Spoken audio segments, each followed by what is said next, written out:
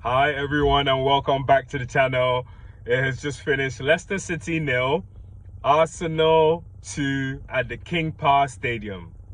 Oh boy, that was a game of two halves. What a game. First half was totally abysmal, nothing to write about, but we'll get into it. So starting lineup shows up, and now before kickoff, we see, David Ryan goal, Urin Timber at right back, William Saliba, right centre back, and Gabriel left centre back, Miles Lewis Kelly as the left back. In the middle, we've got Partey as the holding six, and then we've got a 2-8 in Odegaard and Declan Rice. And then up front, which was where everyone's kind of looking today to see, okay, really, we're literally going to have to play our only attackers left at the club because everyone else is injured. So on the right was Nwaneri, the child that eats. And then in the middle, we have Leandro Trossard playing as a false nine. And then on the left-hand side, we had Raheem Sterling. Okay. So you see that and you're thinking, okay, Raheem Sterling, a bit of Premier League experience. He hasn't been in the best form this season. Maybe this is his time to shine because there's no one else, on the bench that you could say is, holding him back. And Trossard, some people have been advocating for Trossard to play, right down the middle as a nine. And we saw that today. We saw that in the first half. And let me tell you, it wasn't a good watch. All right, because Trossard and Sterling couldn't keep themselves onside. They just kept going offside. Trossard's zone is a bit more forgivable, but Sterling's is just, he's lost it. At 30 years of age, he's lost it. He needs to, I wish he'd gone to Saudi before this season, because now, after he's had this season at Arsenal, and there's no place for him to hide right now, because he's gonna have to start every Arsenal game up until someone else is fit to come back. And he doesn't start every Arsenal game. He's putting himself in a big hole where he's likely to go back. In fact, he's very likely to go back to Chelsea at the end of the season. And a club like Saudi, where he would have expected for them to come for him at some point where he can go finish his career, they probably won't come for him now. He's going to have to now move along maybe championship clubs. That's a line he's gonna have to thread. So nothing to write home about the first half. The attack was quite predictable. They couldn't, like I said, they couldn't keep themselves onside. The passes weren't getting through. Even if they did get through, they weren't finishing their, because Trossard had a good chance, but I think it went a little too early when Odegaard chipped the ball to him. So trust me, first half, you didn't miss anything. There's nothing to write home about. And then at some point, we put up a low block because we couldn't score, and they were, Leicester City were attacking. We had to put all 11 players behind the ball, and that's not good to see. However, if it was tactical, it did pay off because we stopped them from scoring. There were great tackles. Miles Lewis Kelly put in great tackles. Urin Timber was immense today. So first half, nothing to write home about. However, come the second half, it didn't start off great because Sterling was still up to his usual. Couldn't get past any player, couldn't do anything. And we literally have to get this guy back to Chelsea at the end of the season. Let them figure out his future. It started the same way, but then, we just looked bereft of ideas. No one was, coming up with anything. And then Sterling got the hook. The manager took him off for Meriono, which, is surprising because Meriono is going to have to be the makeshift centre forward for the time being, considering we have no other options in attack, given the fact that the club didn't do any business this January.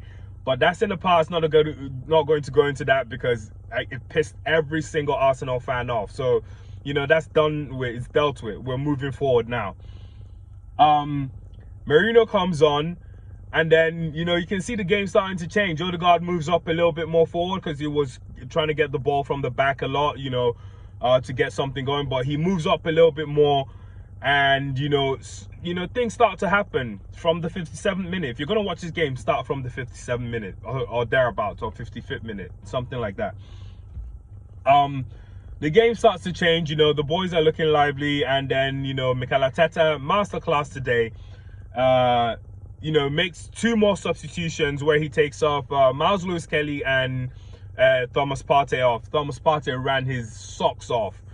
My God, I felt bad. At some point, I could tell he was completely tired. He was knackered. And, so it makes a substitution of some fresh legs on the pitch, and that changes the state of the game.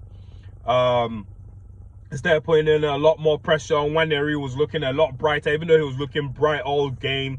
Instead of looking better, and then he puts in this delicious cross to Mikel Meriono, who heads the ball home, and we're up 1-0. And that just kind of calmed everyone's nerves, because if we had drawn this game and Liverpool playing tomorrow and playing Wolves tomorrow and they win, there will be 9 points clear. So this still puts us in the conversation. Excuse me. This still puts us in the conversation. Doesn't necessarily mean that, we're going to win the league, but, we put some pressure on. That's what we want to do. And that's why we were looking, at the January transfer window as a failure, because we thought, oh, this was the opportunity for you guys to bring in the attackers to see if we can actually go all the way this season. Meriono, with the goal, and that just calms everyone's nerves, calmed my nerves, and it was a great goal. I'm happy to see Nwaneri with the assist. And then, minutes later, like 5 minutes later, scores another one. It's 2-0. And, this time with assist from Leandro Trossard. So I wanted to talk about Mikel Merino's finishes, because he finishes the chances like a proper striker, better than our striker, if you ask me. The header was quality.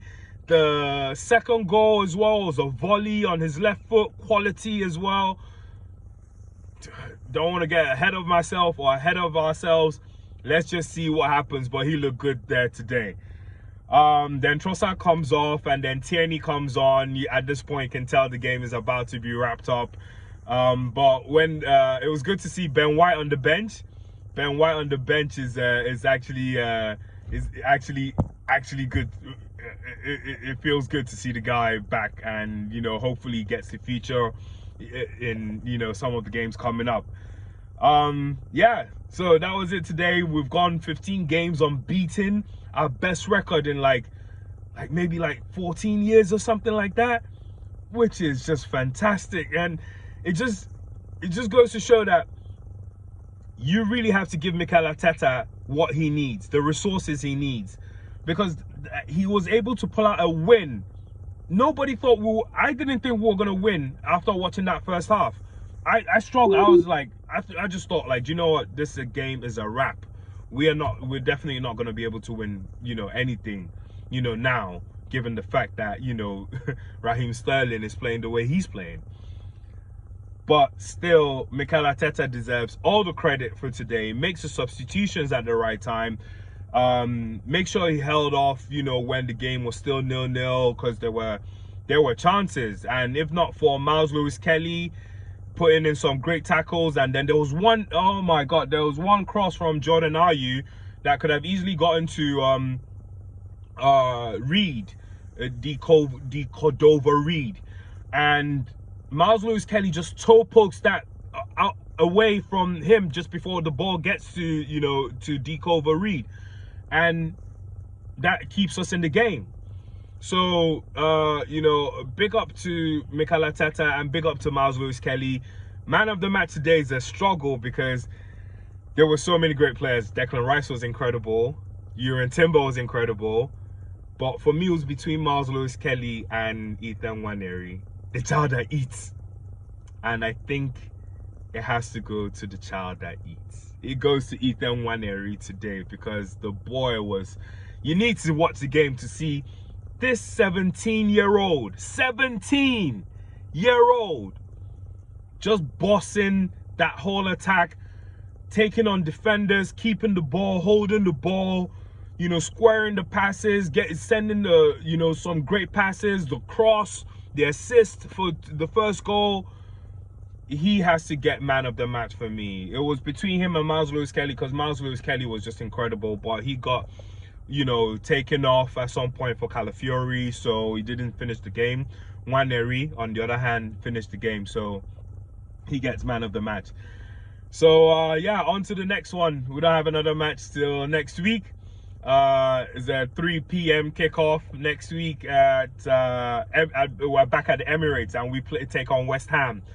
So another tough game, and we just keep praying. But Mikel Meriono looking good. I hope they do more stuff in training and he feels more, you know, confident in that position, because we're going to need him, because we don't have anyone back for at least another 4 weeks in the attacking position.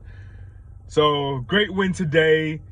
Soldier on. We check out Liverpool against Wolves tomorrow. They're probably going to win, because Wolves is at the bottom end of the table anyway, and they're struggling to try not to be relegated. So yeah, great win today.